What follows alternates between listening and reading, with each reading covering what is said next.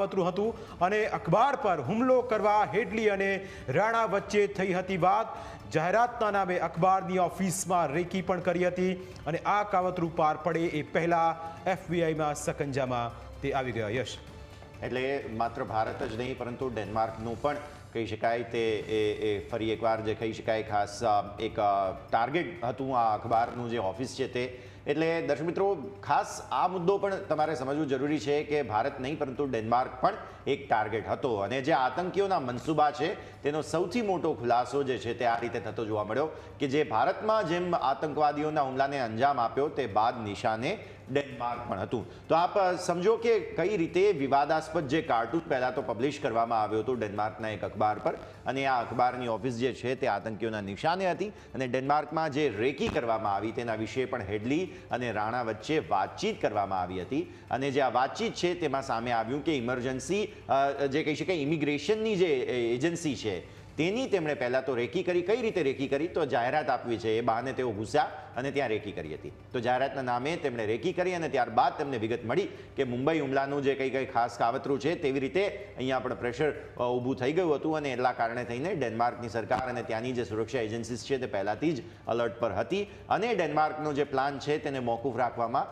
ત્યારબાદ આવ્યો અને હુમલો કરવા માટે ઇલિયાસી, કાશ્મીર અને હેડલી જે છે તેઓ મક્કમ જોવા મળ્યા હતા કે ના, આપણે હુમલો કરવો જ છે।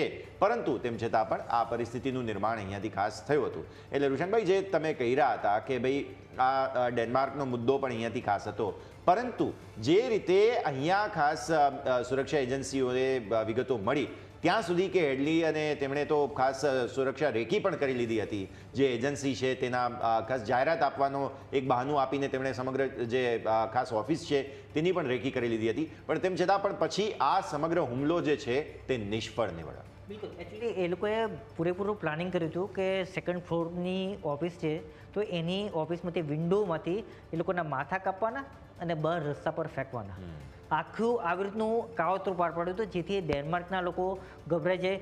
હવે પછી જો મોહમ્મદ પૈગંબર સાહેબ છે તો એના વિશે કોઈ વાંધાજનક વાત ના કરે, તો એ આખું કાવતરું પાર પડ્યું હતું। ને મજાની વાત એ છે કે લશ્કરે તૈયબાને ખ્યાલ આવી ચૂક્યો હતો કે આખી દુનિયાની ઇન્ટેલિજન્સ એજન્સીઓ છે, એ સિક્યુરિટી એજન્સીઓ છે, એ પકડમાં આવવામાં છે, ડેવિડ કોલેમોન હેડલીની પાછળ છે। એટલે હવે લશ્કરે તૈયબાના ABCD છે, જે ટોપના જે પ્લી ડીલમાં નામ છે કે ABCD છે, એનું નામ નથી આપ્યું પણ એને ખાલી ઉલ્લેખ છે કે ABCD છે, તો એ લોકોએ ડેવિડ કોલેમોન હેડલીને પાકું કીધું કે તું આગળ નહીં વધતો। પરંતુ ડેવિડ કોલેમોન હેડલી છે ને એક વખત એનું ઓપરેશન પાર પડ્યું મુંબઈ એટેક પાર પડ્યો ને એટલે અધીરો થઈ ગયો કે હવે વધુ હુમલા કરવા છે। એટલે એ કોણ જાણે કેમ એ લશ્કરે તૈયબાના કંટ્રોલ હેઠળ પણ નહોતો રહ્યો એક સમય પછી। બીજી વાત એ છે કે હરકત ઉલ ઇસ્લામી જિહાદ ઇસ્લામી જે ઇલિયાસ કાશ્મીરી છે ને એને ડેવિડ કોલેમોન હેડલી બંને માનતા હતા કે ડેનમાર્ક તો પાર પાડવું જ છે।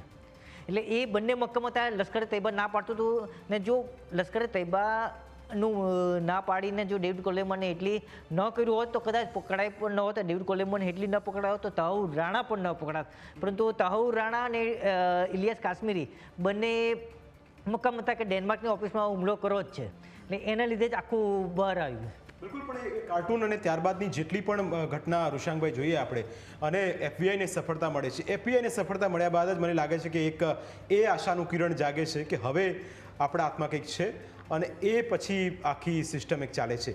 FBIના હાથમાં આવ્યા પછી શું થયું ઋષાંગભાઈ?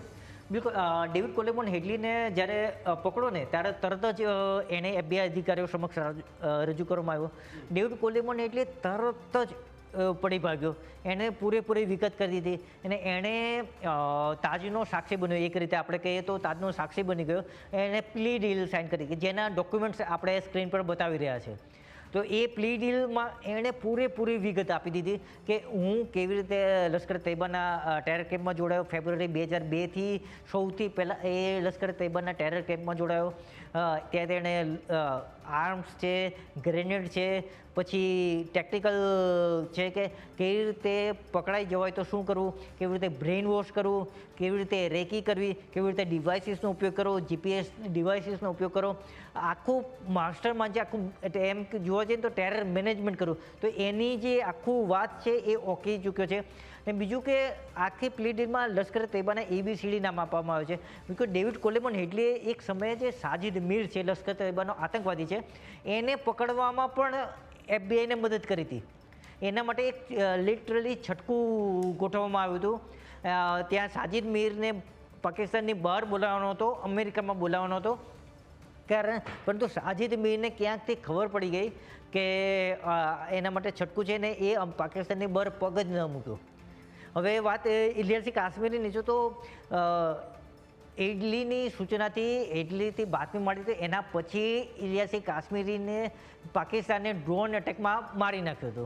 ને એના પછી જે ડેવિડ એડલીએ જે માહિતી આપી હતી એના પછી તાહુર રાણા સુધી પહોંચી અને તાહુર રાણાને પણ પકડવામાં આવ્યો. તાહુર રાણાને પકડવામાં આવ્યો તો એના પછી 2020ની અંદર એને છોડી મૂકવામાં આવ્યો. તો અહીંયા PM મોદીની સરકાર જે કહે છે ને કે ટેરરના મામલે સ્ટેન્ડ લેવું છે, તો 2020ની અંદર તાહુર રાણાને હેલ્થના ગ્રાઉન્ડ પર, મેડિકલના ગ્રાઉન્ડ પર છોડી મૂકવામાં આવ્યો હતો. એ વખતે કોરોનાનો સમયગાળો હતો ને જો કે PM મોદીની સરકારે US ગવર્મેન્ટ સમક્ષ વાંધો ઉઠાવ્યો ને એટલે એની ફરી ધરપકડ થઈને હવે આખરે એને ભારતને સોંપવાની ફરજ પડી છે.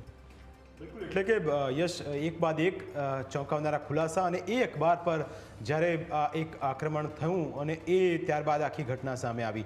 પણ અહીં એ પણ સમજવા જેવું છે કે જેટલા પણ ઇનપુટ અત્યાર સુધીમાં આપણે આપ્યા, થોડી વારમાં જ્યારે મુંબઈમાં આતંકવાદી હુમલો થયો ત્યારે NSGની ભૂમિકા શું હતી, એ કમાન્ડરે એ દિવસે શું જોયું તેના વિશે પણ આપણે થોડી વારમાં જાણીશું. તેમની જ જુબાની છે, તેમની જ કહાની છે, એ પણ થોડી વારમાં આપણે જાણીશું. પણ સાથે અહીં એ પણ સમજવા જેવું છે કે આખી આ ઘટનાને રક્ષા વિશેષજ્ઞો કેવી રીતે જોઈ રહ્યા છે, તેમના પણ રિએક્શન સાંભળીશું અને એ પણ ખ્યાલ આવે કે આખી આ ઘટના કેટલી મહત્વપૂર્ણ, હવે જ્યારે તવહુર કબજામાં છે, તાબામાં છે, તો એ કેટલું મહત્વપૂર્ણ બની રહેશે. યશ, બિલકુલ. તો મુંબઈ આપણા સૌ કોઈ માટે એટલું મહત્વનું શહેર છે તે પણ આપણે જાણીએ છીએ, અને ત્યાં આ પ્રકારે હુમલો કરવાનો જે કોશિશ આ લોકોએ કરી અને જે કહી શકાય કે એક રીતે એમને સફળતા પણ મળી હતી, પરંતુ બીજી તરફ જે ડેનમાર્કને તેમણે ટાર્ગેટ કરવાની કોશિશ કરી અને ત્યાં જે એમને સફળતા ન મળી, તે એવું દર્શાવે છે કે કેટલી મોટી ઇમ્પ્રુવમેન્ટ આપણે એ ઘટનાથી શીખ્યા અને ત્યારબાદ આજ સુધીમાં જોઈ છે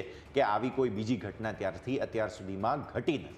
એ સૌથી પહેલી વાત આપણે સમજવા જેવી છે કે કેટલો મોટો સુધારો આપણા સુરક્ષાના સાધનોમાં, આપણી સુરક્ષાની પદ્ધતિઓમાં આવ્યો છે કે આવું બીજી વખત થયું જ નથી.